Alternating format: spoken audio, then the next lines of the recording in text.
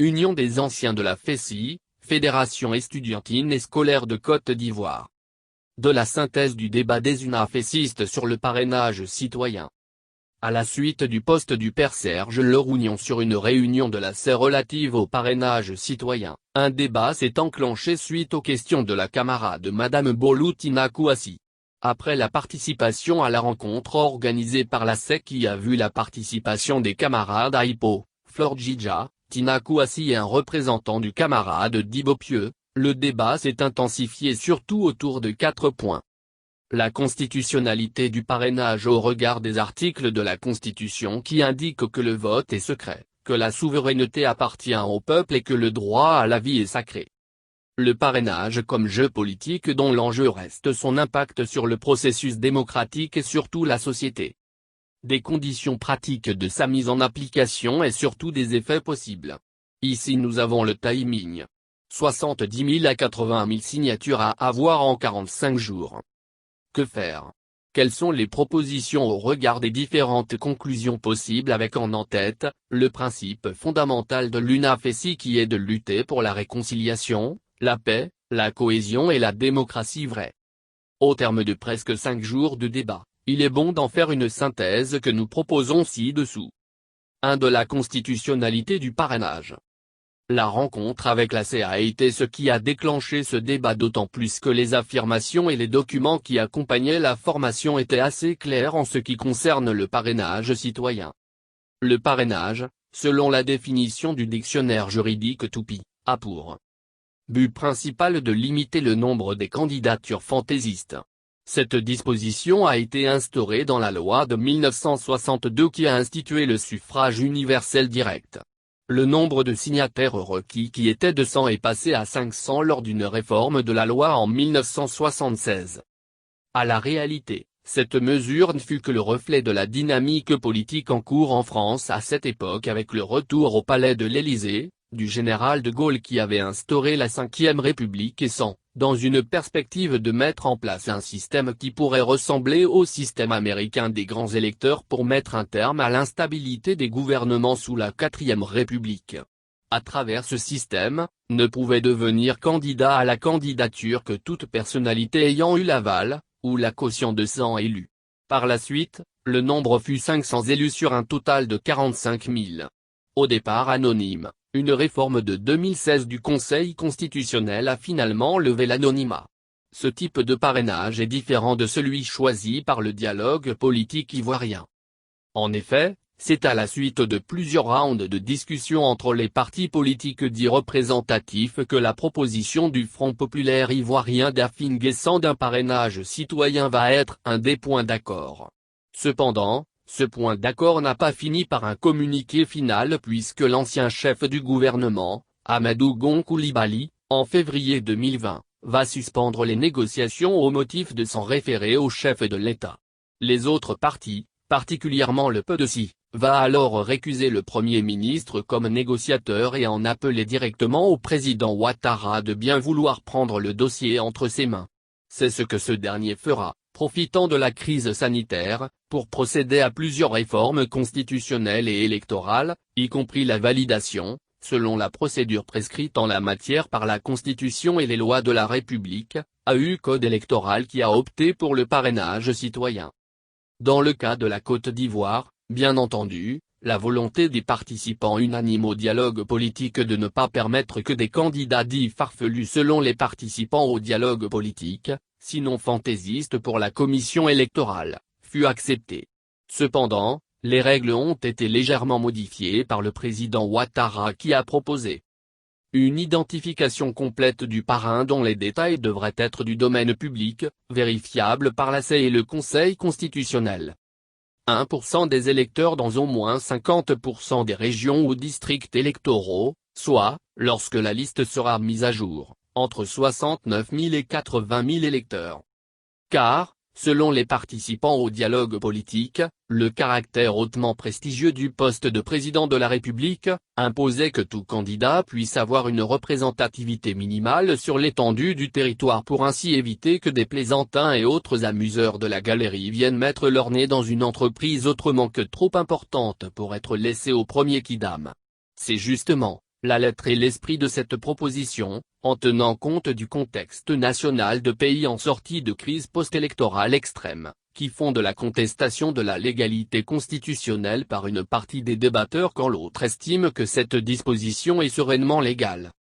Pour les tenants de la thèse de la légalité constitutionnelle de cette proposition du président Ouattara et des partis dits significatifs, le parrainage n'étant pas un vote, il n'est pas anticonstitutionnel. Qui plus est, la mise en place de toutes les dispositions réglementaires ayant été faites sur des bases strictement légales, il est donc juste de conclure que la loi fondamentale et les lois de la République ont été respectées. En effet, selon l'article 33 de la Constitution, le vote est secret. Le parrainage citoyen, en assumant, pour ne pas paraître plaisantin ou fantaisiste que le candidat ait une représentativité, le caractère secret du vote prescrit par la Constitution est violé. Sinon, pourquoi alors se baser sur ce pourcentage alors que l'intention de vote qui en est la base n'est pas le vote? Au total, si le parrainage n'est pas le vote, alors sur quelle base il représente un argument de représentativité? Cela n'enlève en rien à l'autre fait que l'arrangement politique qui a permis aux membres du dialogue politique d'introduire une condition d'éligibilité non présente dans l'article 35 de la Constitution est tout aussi une violation de cet article mais aussi l'article 23 qui indique clairement que la souveraineté appartient au peuple et que la démocratie est le système du gouvernement du peuple par le peuple. Dès lors que les accords politiques entre partenaires expulsent le droit constitutionnel du débat, il n'est pas juste de ne pas dénoncer cela. Enfin, au vu de la crise post-électorale qui a fait des milliers de morts sur simple présomption de soutien à quelque candidat que ce soit, il est absolument impensable que le droit à la vie de l'article 2 de la Constitution n'est pas ici ouvertement remis en question.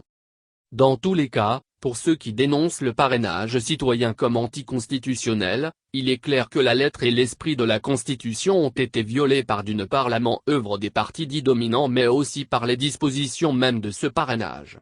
La Constitution étant la norme supérieure en matière de règles de droit dans notre pays, le code électoral dont la procédure de modification est laissée au seul choix du pouvoir au travers du concept de la loi organique, ne doit en aucun cas remettre en cause la loi fondamentale. Qui plus est, il n'est nullement représentatif des opinions et des pensées de l'ensemble du peuple ivoirien. D'ailleurs, c'est le résultat d'un jeu machiavélique entre les partis dits dominants et ne saurait donc avoir un fondement juridique mais plutôt une manœuvre purement politique. Il revient aux politiques de fixer ce jeu trouble instrumentalisant le droit. En conclusion, le parrainage citoyen, parce qu'il prête à équivoque, qu'il semble attentatoire à nombre d'articles de la Constitution et qu'il a été le fruit du jeu d'exclusion et de manœuvres politiques à la limite de la méprise de certaines composantes politiques de la nation, ne peut valablement tenir comme juste, légal voire même constitutionnel. D'ailleurs, c'est ce qui est juste d'affirmer pour en tirer les conclusions toutes aussi politiques et pratiques. 2. Le parrainage comme jeu politique dont l'enjeu reste son impact sur le processus démocratique et surtout la société. Lorsque les débats se sont étendus sur l'historique, les tenants et aboutissants de la mise en place du code électoral, ce qui ressort est clairement le jeu politique des trois grands partis politiques ivoiriens dont l'un est à l'origine de la proposition du parrainage citoyen. Alors que le doyen Gueudreau du Parti communiste ivoirien rappelait avec brio que la commission électorale, le vote à 18 ans, le bulletin unique, l'encre indélébile et le rejet du principe de la pétition de 5000 signataires inscrits pour les élections de 1995, restent les acquis du combat des forces démocratiques, le parrainage est juste une remise en cause de ces acquis. Le but est ici visible, empêcher un quatrième sinon un cinquième mouvement politique dans le jeu politique ivoirien. À la vérité, si les deux autres partis croyaient pouvoir s'entendre avec le parti au pouvoir, c'est ce dernier qui a été plus malin en arrêtant le dialogue là il fallait pour instrumentaliser les points d'accord à son avantage. On dira en fait que c'est purement politique et non personnel. Aussi, s'interroge-t-on sur les fondements de ce jeu en rapport à la démocratie ivoirienne d'autant plus que les dispositions pénales ne concernent pas l'ACE, encore moins ceux qui violeront les règles de droits de l'homme à la première occasion pour aller attaquer ceux qui auront eu l'inintelligence de mettre leur nom sur des documents officiels. Les pratiques politiques diverses dénoncées par nombre de canaux attestent clairement que le jeu politicien du parrainage politique est dangereux pour les électeurs, avant, pendant et après les élections. Dans tous les cas, il importe enfin de voir les conditions pratiques d'organisation de ce processus de collecte des parrainages pour se rendre compte qu'il sera difficile de le faire dans le laps de temps indiqué. 3. Des conditions pratiques de sa mise en application et surtout des effets possibles. Ici nous avons le timing. 70 000 à 80 000 signatures à avoir en 45 jours. En effet, il s'agit de collecter entre 70 000 et 80 000 parrainages entre le 16 juillet et le 1er septembre 2020, soit 45 jours au total. Ce délai suppose une organisation gigantesque pour être efficace. Pour être pratique, il s'agit de collecter au moins 2000 signatures par jour dans au moins les 17 régions du pays pour pouvoir être dans le temps. Cela semble même impossible pour des appareils les plus représentatifs à moins d'avoir pris de l'avance comme cela a été dénoncé par nombre de participants à la rencontre de la CES sur le parrainage. Si on ajoute enfin que la liste est aussi ouverte jusqu'à 15 jours de la date officielle de l'élection, il est difficile de penser pouvoir atteindre le nombre indiqué dans ce laps de temps. À moins que le nombre des 1% ne soit pris en compte que pour la date de dépôt des candidatures, il est difficile d'adopter une telle règle. Le parrainage pose plus de problèmes juridiques, politiques et sociaux qu'il ne paraîtrait à première vue. Il importe dès lors de voir ce qu'il y a lieu de faire pour pouvoir organiser des élections inclusives, démocratiques et transparentes le 31 octobre 2020. Quelles sont les propositions au regard des différentes conclusions possibles avec en tête, le principe fondamental de l'UNAFESI qui est de lutter pour la réconciliation, la paix, la cohésion et la démocratie vraie. Le problème du parrainage est avant tout politique et ne saurait être résolu par une approche politique. Aussi, des propositions diverses ont été faites pour que les prochaines élections soient organisées dans le calme et que le pays retrouve sa paix notamment par, entre autres, la reprise du dialogue politique mais cette fois-ci en incluant les groupements politiques ou candidats fantaisistes ou plaisantins pour que les intérêts de toutes les composantes du pays soient pris en compte et que nous ne nous trouvions avec des propositions résultats de calcul.